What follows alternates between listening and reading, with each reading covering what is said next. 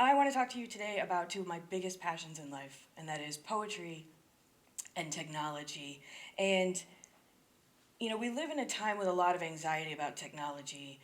We're not really sure how we're going to deal with the upheaval that technology is going to cause, and we really don't know yet what it really means for us. Technology, especially in digital spaces, seems overwhelming and teeming with disinformation and contempt for your fellow man. And it seems as if, as Theo Wilson says, we've taken the demons of our nature and given them Ferraris. While I don't have any answers for that directly, I do have a different perspective on technology that I think is really helpful nowadays. I think that we can leverage it to reconnect ourselves with our humanity.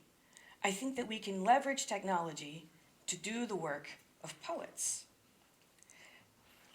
So let me explain a little bit about how poets see the world. We see texture. We tend to shape our vision of the world through sensory information, and we believe in a really deep interconnectedness. This web extends back in time, too. Everything today exists because of what has come before, and with a little luck, we can see the traces that others have left in the past for us embedded in this web. These show up as artifacts and stories. To see the world this way is really powerful. I always feel so much less alone remembering that there are so many that have come before us with all of their hopes and their fears and desires. The poet Joy Graham calls this the filigree of syntax. And in my favorite poem, Cryo, she says the filigree of syntax wails. We know history speaks to us, and while it can be a little bit creepy if we think too hard about this for too long, the past can not only help us keep from making mistakes that have come before, but it can help us find the work that still needs doing and go about doing it. Sadly, most of us have trouble seeing how connected we really are to our history and to each other. We don't really feel empowered enough to engage in these conversations about our past, especially now that they have moved into these intimidating digital spaces. So this is what I want to do today. I want to empower you to see the world like a poet. I want you to be less afraid of these new digital spaces. And we can do this by focusing on the nature of the stories that we tell together. A great way to start rethinking our connection to digital spaces is an exercise that I do with my students. To give my students a stronger sense of how the filigree works and help instill in them a sense of agency, we build a filigree in class. I draw a point of origin on the board, and I give them two rules. The first is that everything that they draw must touch something that has come before it. And the second rule, because this is college, is that I must keep it PG-13. The first students are always a bit unsure about what to do. They tend to draw something small and abstract. But every student that comes to the board after that has to look at what they've done and figure out what to do with it. Sometimes a student will bypass the first drawing. They'll just start on another spot on the point of origin. Some students will just add details to the things that are already there. And some will actually just use what's been drawn already as a way to move further out from the point of origin and get more space. Every student, at the moment they have to decide what to draw, has a choice. Use what's there or go it alone. And it's always so captivating to watch them think this through. And they really do invest in everything that they create. And they actually really want to make something collaborative. And I think this is what we need to focus on with our digital spaces. More collaboration.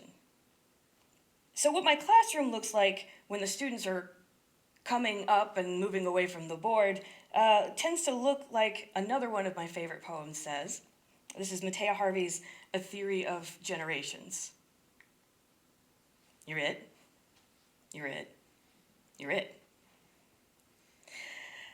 What's at work here is what cognitive philosopher Daniel Dennett calls cultural evolution. The idea is that just like animals evolve to adapt and overcome, so does culture. And to segue back to technology, Dennett reminds us that the brain is like a machine, always on and taking in all the information from the world outside of it. He says, a brain filled with apps is a human mind, and if you don't download all the apps, you're not going to think very well. That's why no creature on the planet can hold a candle to us, because they can't download the apps of culture. And now we share our culture faster and wider. We are saturated in stories in ways we've never been before. The important thing to remember is that we are surrounded not just by the natural world, but by the trace of history embedded in our culture. And now, thanks to technology, our filigree of syntax has exploded. And all that stuff in the syntax gets absorbed by us, knowingly or not. I'm looking at you, advertisers. To give you an example of what this means on an individual scale, I'll give you a personal example. A few years ago, I was in a really bad car accident. And when I came to, I heard what I could only explain was a wail from the other car. Now, I was in shock, so my usually pretty chatty prefrontal cortex was completely silent. And yet, I still got out of my car, walked around to their passenger side door, asked them to stop moving because I didn't want them to injure themselves more, and was able to ask them politely to turn off their ignition switch so that a fire didn't start. Now, I have never seen an accident that bad, let alone been in one. And for years, I wondered at my behavior. It felt very surreal to me. And I realized that in that moment that I needed it, I leaned on my family's culture of public service. See, many members of my family are public servants. They are in the fire department, they are EMTs, and they work in local hospitals.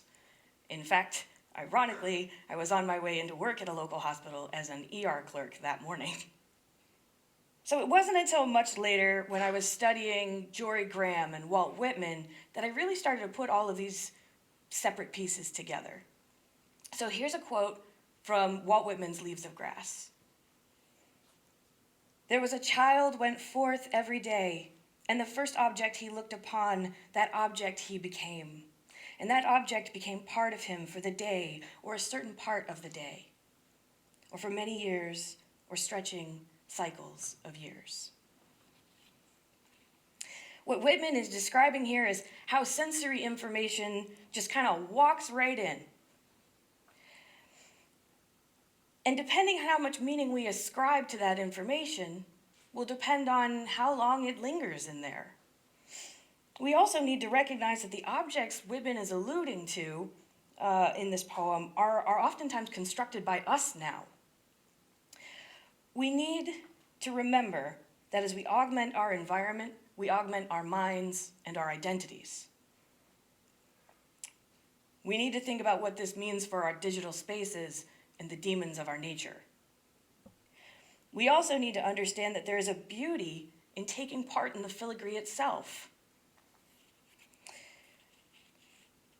Jory Graham picks up on this in her poem, Tennessee June.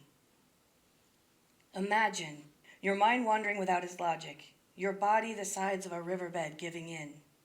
Nothing will catch you. Nothing will let you go. We call it blossoming.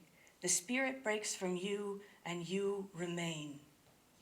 What Graham is saying here is that while we have our individual bodies, our minds are never really ours alone. The world gets in. The idea that we are so permeable, yet so interconnected, is so beautiful. It's one of my favorite lessons from the poets. It makes me worry about what I'm picking up from the digital spaces, but I also revel in the fact that we can make these beautiful digital spaces for our minds to wander in. So what does this mean for us, especially in regard to technology and creativity? Well, namely, it means that we got a lot more going on up here than we think we do. And we are just brimming with agency. We are what Daniel Dennett would call intelligent designers. Some beautiful examples of intelligent design through technology are like when museums leverage technology to become more inclusive and accessible. There are video game companies working diligently to immerse us in the context of someone else's reality. And my favorite part of going digital is all of the people seeking out chat rooms and forums to find communities they would not have otherwise had, to make meaningful conversations and build beautiful things. We are thirsting for a deeper sense of ourselves. We are trying to enhance our social bonds, and we want to understand more about how we fit into the grand scheme of things. And technology is helping us do this on such a large scale now. That's poetry. And poetry is embracing technology as well. In 2017, when her newest book came out, Sara Howe asked Jory Graham why she started to include non-human voices in her poems. And Graham answered, "My experience of some aspects of artificial intelligence, my increasingly desperate sense of myself as a member of a species deeply implicated in the extinction of other species. Extinction, grappling with that. My illness and the feeling of an artificial me being gradually built by my ministering, oftentimes non-human angels.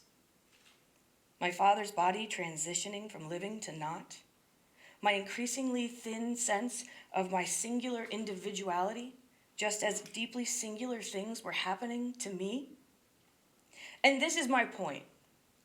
Technology is an extension of us, good and bad. But we can choose how this story goes. We can recognize and explore the choices we make, and we can declare, no, we're going in that direction. And my hope is that we will choose to get closer together through technology, that we will reclaim our collective strength. I know we can. We've done it before.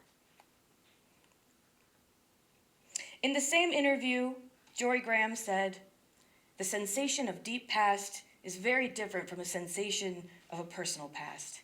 It goes back to singular versus communal being. Communal memory is a strong force with ethical power, binding us to our humanity." So there's my rallying cry for all of you. Go out and do the work of bringing us together. Never have we had so great an opportunity to reconnect with what it means to be human, to share our stories and experiences in so many ways, to discover new things about our past and use it as a way to propel us forward. We need each other far more than we know. And I think that the poet Maya Angelou said it best in her poem Alone. "Now if you listen closely, I'll tell you what I know. Storm clouds are gathering, the wind is gonna blow. The race of man is suffering, and I can hear the moan, 'cause nobody can make it out here alone." And digital spaces make us less alone. I mean, don't get me wrong, we are gonna have to figure out what to do with echo chambers and hate speech. But we can't do that without looking at our past and using it to move forward. We need to fight the ways technology has the ability to divide us and then flatten our experience of humanity. So to all of you creatives out there and all of you people on your phones and your tablets, you're it. What are you gonna do now? Thank you.